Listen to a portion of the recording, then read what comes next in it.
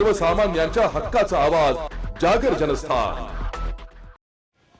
पत्रकारांचा अवमान केल्याचा आरोप करत खासदार संजय दिना पाटील यांच्यावर कठोर कारवाई करण्याची मागणी मराठी पत्रकार संघाने केली आहे। या मागणीसाठी शुक्रवारी धुळे जिल्हाधिकारी कार्यालयाच्या आवारात पत्रकारांनी निदर्शने करत तीव्र निषेध व्यक्त केला। यावेळी पत्रकारांनी पत्रकारांचा अपमान कोणत्याही परिस्थितीत सहन केला जाणार नसल्याचं स्पष्ट करत संबंधित खासदाराविरुद्ध तातडीने कठोर कारवाई करण्याची मागणी केली।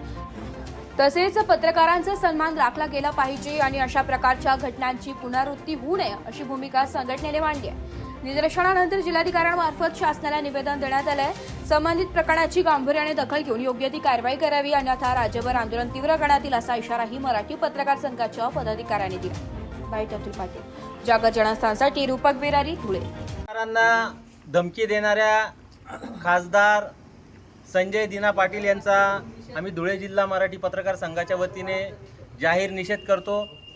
पत्रकारांना अर्वाच्य शब्दात बोलणाऱ्या संजय दिना पाटील यांच्यावर कठोर कारवाई करण्यात यावी, त्यांनी केलेल्या कृत्याची सखोल चौकशी करण्यात यावी अशा आशयाचे निवेदन घेऊन आज धुळे जिल्हा मराठी पत्रकार संघाच्या वतीने आणि सर्व पत्रकार बांधवांच्या वतीने आम्ही जिल्हाधिकारी कार्यालयावर निषेध केलेला आहे।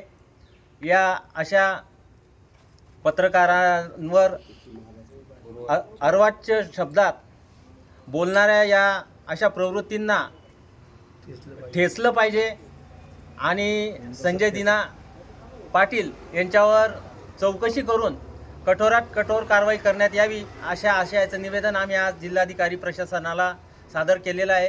तर धुळे जिल्हा मराठी पत्रकार